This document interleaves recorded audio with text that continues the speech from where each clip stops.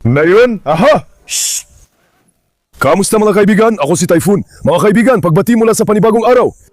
Mahigpit na pagbati at pagmamahal sa inyong lahat. Naranasan ko ang galit ni Bonchuk. Tol, binubunggo ako ng sungay. Baliw talaga siya. Bonchuk!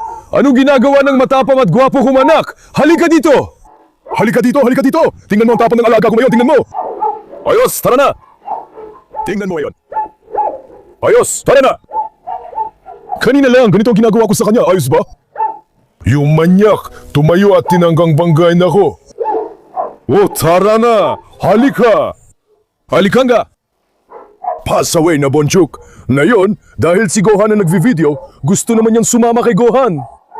Sabi ko, magsisimula ako ngayon, kasama ang kambing. Kita mo si Bonchuk? Bumabaling na sa'yo si Gohan. Kanina, nakaupo lang siya, biglang tumayo at sinubukan na umsunggahin. Gusto mo bang hawakan ng kamera, tol? Tingnan mo sandali. Halika, sige ngayon.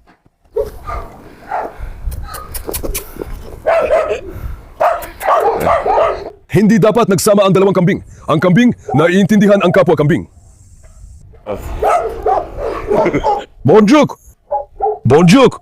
Paano mo nasasabi na bukas? Huwag mong sabihin na si Aise, halika. Ang kambing, ang nakakaintindi lang sa kambing ay kapwa kambing. Anak, ano bang magagawa niya? Kapag nakakita siya ng tulad mong barako. Si Bonjuk ay akin. Kaibigan mo ang panahon, Diyos ko. Dahan-dahan lang anak. 2 araw ng maaraw, ngayon sumasama na ulit ang panahon. Oh, kakainin ko na sana sila kanina, sumpago. Naayos na namin sila. Kahapon nagka-aksidente pa kami. Alam ng mga nasa Instagram, uy tahimik ka mag-ingat. Tinukso ako ni Gokan na hindi ko raw kayang magmotor kasama siya. Kahapon lumipad si Gokan mga kaibigan. Ganun siya kalakas lumipad na parang uhog na dumikit sa lupa.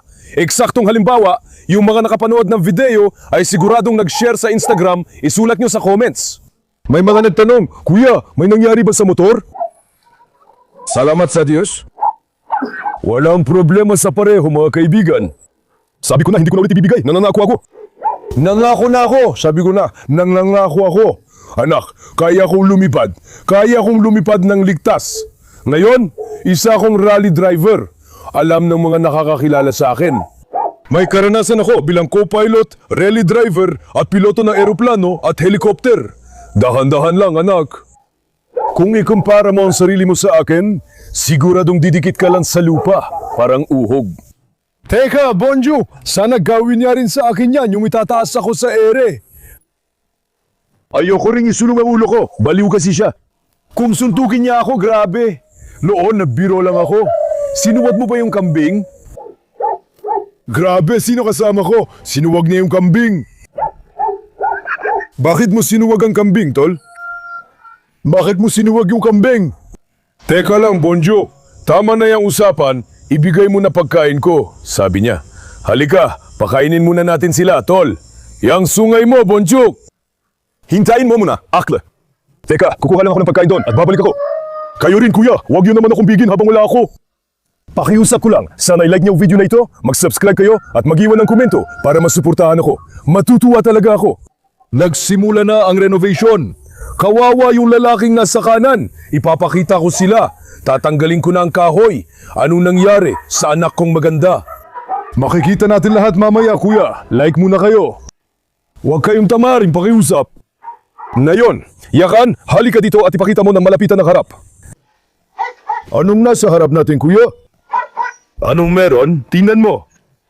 Bonjuk, nakikita mo pa, Bonjuk? Walang Bonjuk, matagam ka, Bonjuk. Akain ng kordero. At barle. Hinalo namin ng dayami, si Bontsuk Bey ang lumalafang. Dagdagan pa natin para makuha nila. Sandali lang, anak. Matagaw ka, Bonjuk. Sandali, nagutom na leon ko. Hindi rin kayo mabusog. Mahal pa pagkain na yon. Oh, bigyan ninyo ako ng mga anak. Kung hindi, palalayasin ko kayo, Bonchu. Sandali. Sandali lang, anak. Ilagay natin ito sa mga lalagyan ng pagkain nila, kuya. Hayaan nating magdiwang ang mga kambing at pakainin silang mabuti. Kumain kayo para lumakas, mga alaga ko. Sana maging mabuti para sa kalusugan ng mga alaga ko. Araw-araw nagbibigay tayo ng 10 kilo ng pagkain at berdeng damo, di ba? Pero hindi pa rin sila nabubusog. Parang wala alam sa kanila. Nakita mo ba? Alam mo, maliit talaga ang pangangatawan ng mga kambing na ito, kaya ganyan lang sila. Naintindihan mo ba? Ikalat natin ng ganito. Bigyan din natin ito ang manok at kalapati. Halika! Pati mga tandang, kuya. Ang dami na nating tandang. May 2, 4, 5 na. Kasama ito, 6 na. Mas madami tayong tandang kaysa manok, kuya. 5 lang manok natin. Ang dami na nating tandang at malalaki na sila. Oo nga, alam niyo naman, nagsimula na silang mag-away-away. Halika!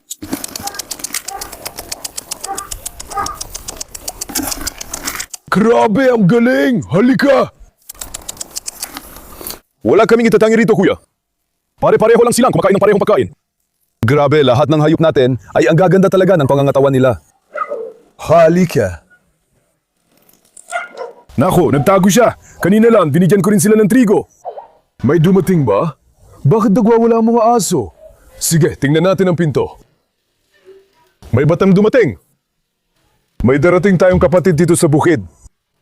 Misita. Tara, pumunta tayo doon at tingnan natin. Kunan mo yung mga leon sa itaas, tara. Anak kong babe. Kumusta? Ang ganda mo talaga. Ang gaganda talaga ng mga anak ko. Nagumpisa na naman kami sa pag-aayos leon. Pakipatay na yung welding machine at isara na rin yung kulungan. Sige, papakita ko sa inyo.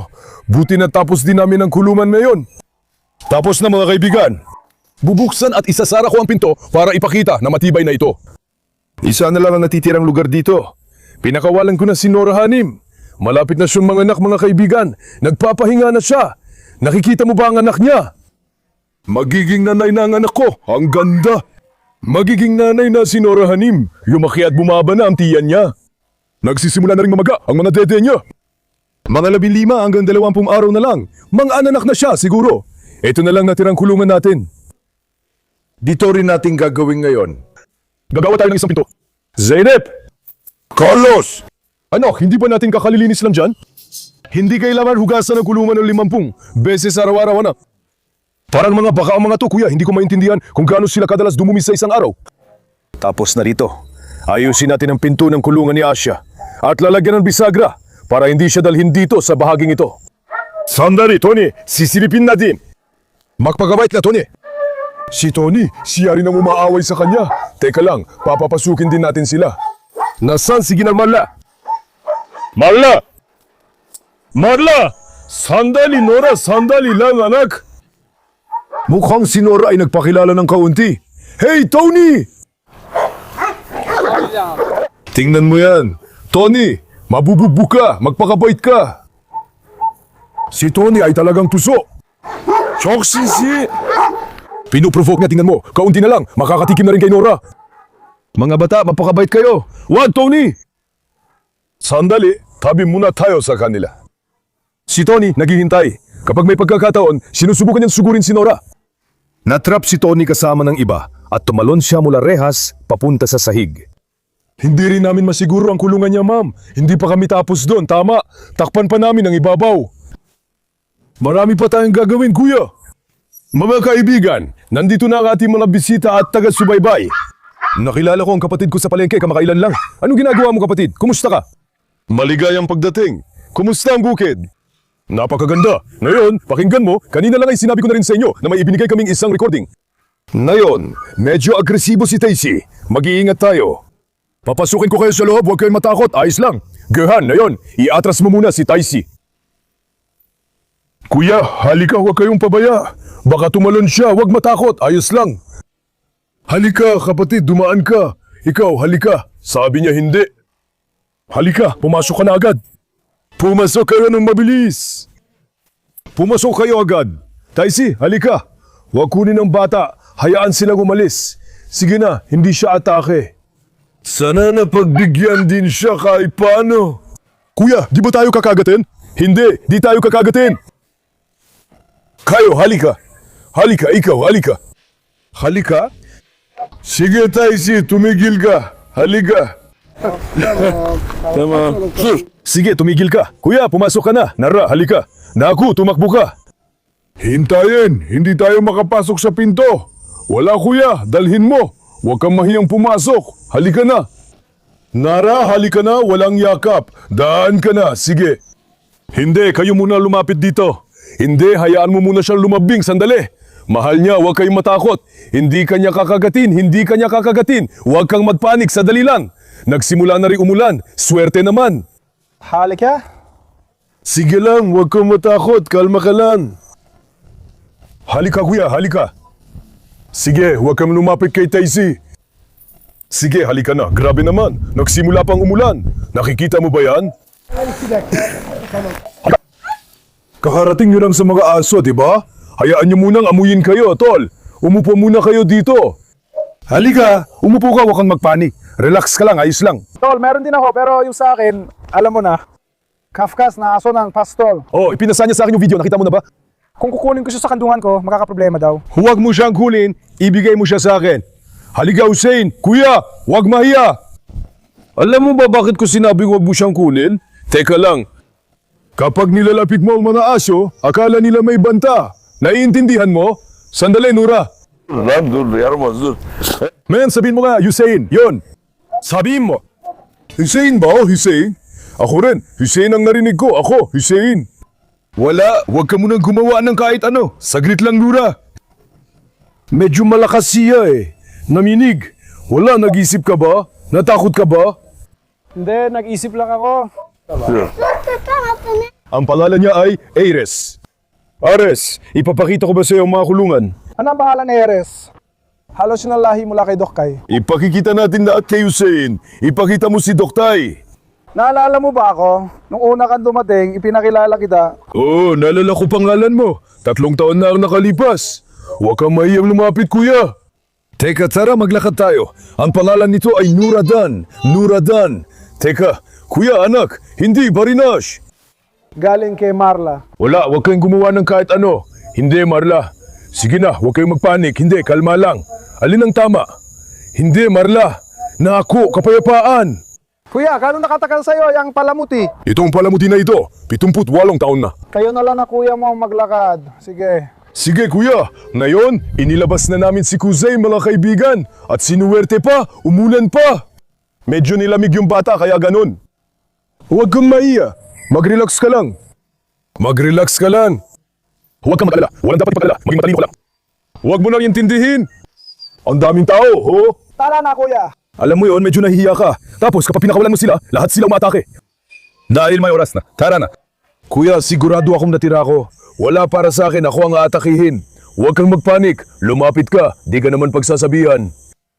Huwag kang lalayo, wala kang gagawin. Habang wala ako, kinuha ng mga taga-Iraq ang Doberman ko. Totoo, may isang tao sa labas na may tali. Dati meron din akong ganon. Doberman ba? Oo kuya, ang gaganda ng Doberman. At bantay talaga yung amin. Si Lolo, ang galing din magbantay. Pero si Nora, parang aso lang na pampaganda. Tumatalon siya sa kandungan ko at naglalakad-lakad. Ngayon, makikita yun na lahat ng mga anak niya. Ang cute pa. Sinong dumating, anak? Ha? Alam mo ba ang asawa niya? Alin ang paborito mo? Yung may asawa. Malakyat, malusok. Mahal niya silang lahat. Lahat ba? Sino si Carly? Oh, Aslihan Oglu. Kuya, dinala mo na siya. Oh, dinala ko siya sa saray noon. Pati nga, kumusta dito noon? Oh, doon niya kinagat ng bahagya. Si Carlos, malaki ba talaga siya? Hindi ba?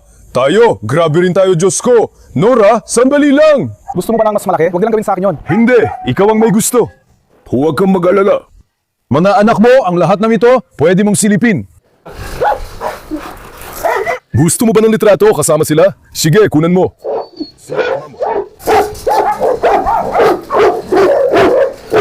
Oh, baliw na si Carlos. Kita mo? Sige mga bata, kalma lang kayo. Gumagawa kami ng mga kulungan para sa kapatid. Ngayon, nakikita mo, para mga halimaw ang mga to. Walang kulungan, kadena, o tali sa mga to, kaya pinapainit namin sila. Doon kami abala, huwag tumigil. Asye, magpakatalino ka. Ganyan lahat ng mga anak tulad ng nakikita mo. Tuloy-tuloy lang sila paabante at patras. Meron ba nito? Ano to kuya? Anong anak ng hayop to kuya? Ah, yan ay anak ng pusa. Alin dyan ang anak niya? Hindi yan galing sa bakuran natin. Galing yan sa labas. Nahanap niya. Hindi namin nahanap. Kinuha lang namin eh. May sakit siya. Pero ngayon, medyo mas maayos na siya. Salamat sa Diyos, anak. Sabi nila, huwag ko raw ibigay. Kaya hindi ko na ibibigay. Kapag lumaki siya, mag-aasawa na siya. Teka, dahan-dahan lang. Mga kaibigan, itutuloy natin ngayon ang sinimulan kahapon. Maagang dumating kahapon ang mga kapatid natin, medyo nagpakilala kami. Tapos pinutol ko ang video. Itutuloy natin ang gawain kung saan tayo tumigil. Pinakawalan ko na rin si Asya Hanim. Asya. Anadolu, Asya, halika rito, halika. Yakapin kita anak, halika. Sa isang banda, umaandar ang generator. Ayun, may trainee area dyan, di ba? Sinimulan na namin gawin ang pinto doon.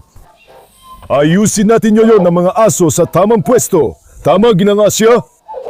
Grabe, anak ko yan. Anadolu, Ginang Asya, Anadolu.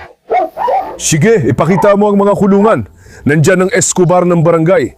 Ilalabas ko ang mga asong taga-barangay dyan. Diretsong pag-aayos na lang ako ngayon mga kaibigan. Magkatabi yung magkaayos na aso para mas maganda tingnan.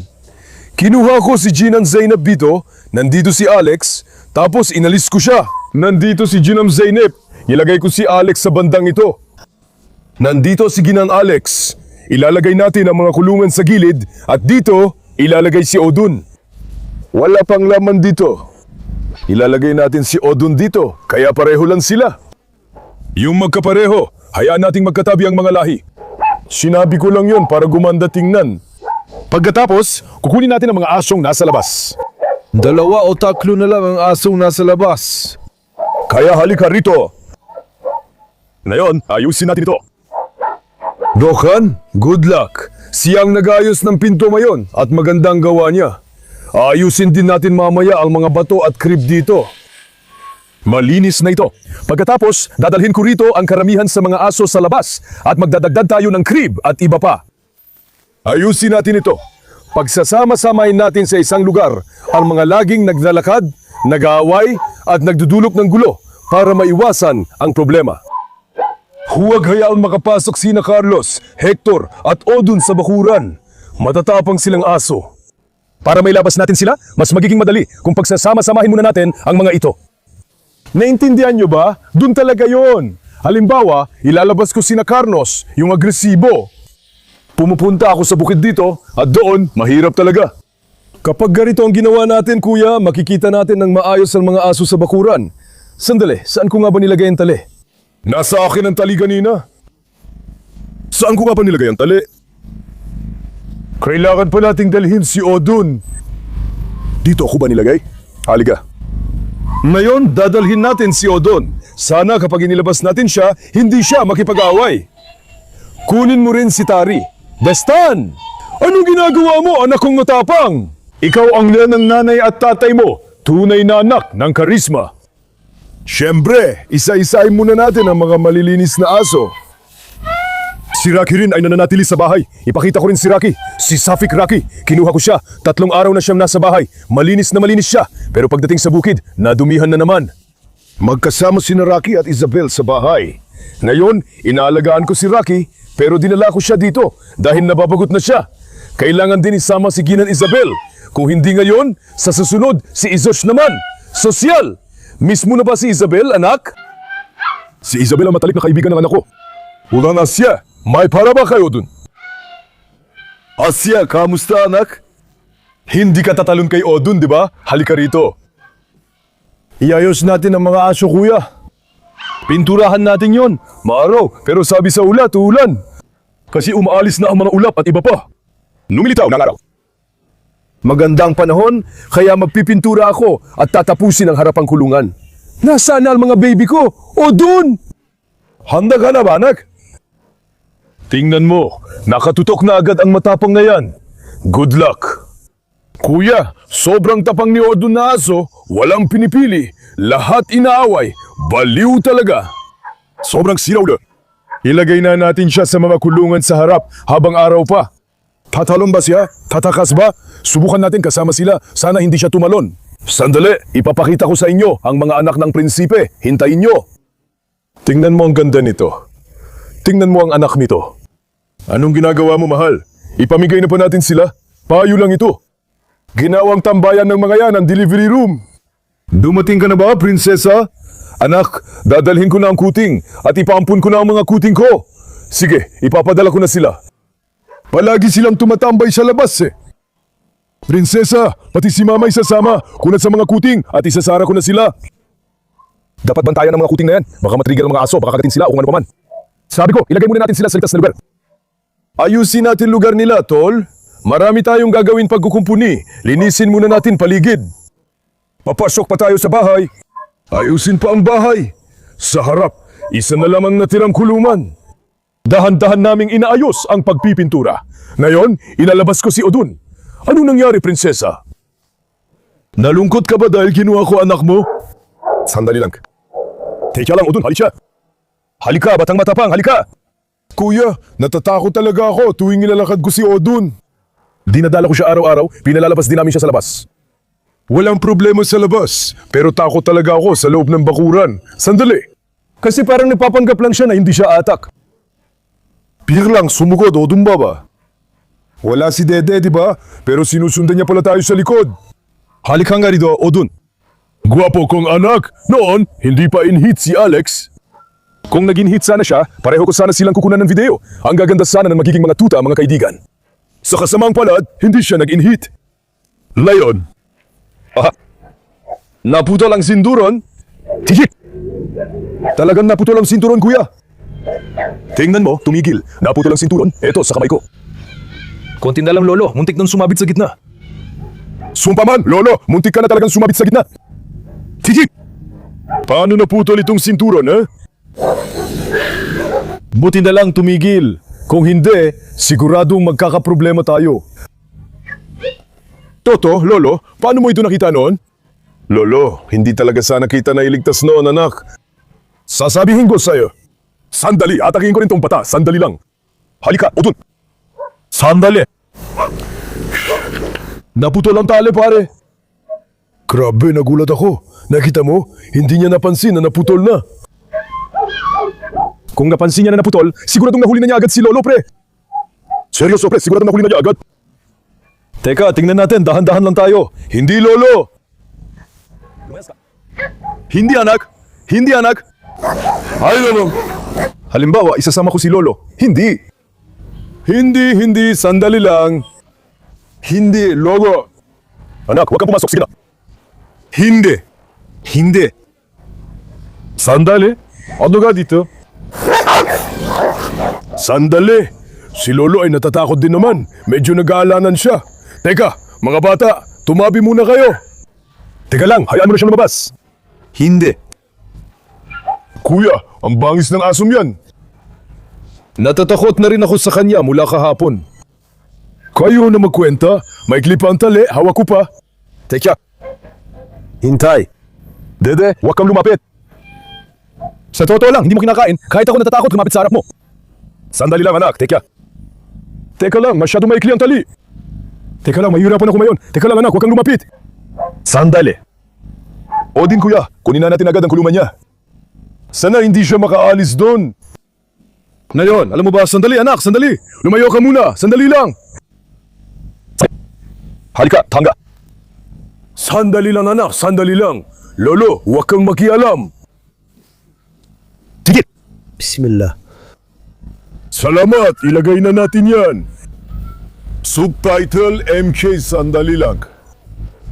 Sandali lang. Sandali lang anak. Ako. Bumagsak din ang mga pinto. Hintay. Ngayon, ito na ang bagong lugar ni Odin.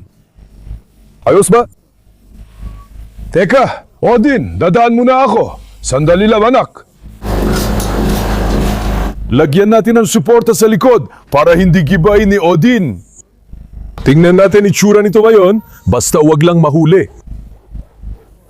Odin, wag mong ipasok ang pamo dyan. Huwag mong ipasok ang pamo dyan. Tingnan mo. Ngayon, ang itsura ay sobrang ayos. Diyos ko, kuya. Si Odin sa kanan, si Alex sa kaliwa. Carlos, Asil. Zeyna. Hector, Escobar. Hector! Kapag dinakpan natin ang ibabaw ng isa sa mga kulungan, dadalhin ko si Nora dito dahil tumatalon siya sa mga kulungang ito. Kailangan nating maghanda ng may takip na lugar para sa kanya. Ayusin natin yan. Ililipat ko si Nora dito. Tane, ano ginagawa mo sa likod ng paa ko? Pilyo ka. Ngayon, halika na kayo. Atingnan natin. Palitan natin sinturon ko. Kaibigan, sumakit ulo ko sa ingay ng generator. Ngayon, gagawin ko yung isang bagay. Doon ko ilalagay si Prinsesa at mga anak niya sa kulungan na pinaglabasan natin kay Odin. Lilinisin at ayusin ko muna bago ko ilagay ang mga anak ni Prinsesa. Doon na rin sila titira, tol. Dahan-dahan nating inaayos ang lahat ng lugar hanggat kaya natin. Si Ares, kaaway ng mga asno. Bakit mo pinalabas tong hayop, Asiye? Ayos ka, anak kong babae. Ngayon, naglalakad si Asiye, pero inaaway pa rin siya ng iba. Para hindi mangyari to, kuya, kailangan natin tipunin yung grupo sa labas. Hintayin mo na nating matapos yun. Ares, magpakatalino ka, baka pupugin ka ni Asiye. Mapasaway kayo. Pagkatapos nun, ayusin natin. Sige, babalik na ako sa mga gawain ko. Mahal na mahal ko kayo. Huwag kalimutang i-like ang video at mag-subscribe. Ingatan niyo ang sarili niyo. Paalam. Mag-ingat kayo mga kaibigan ko.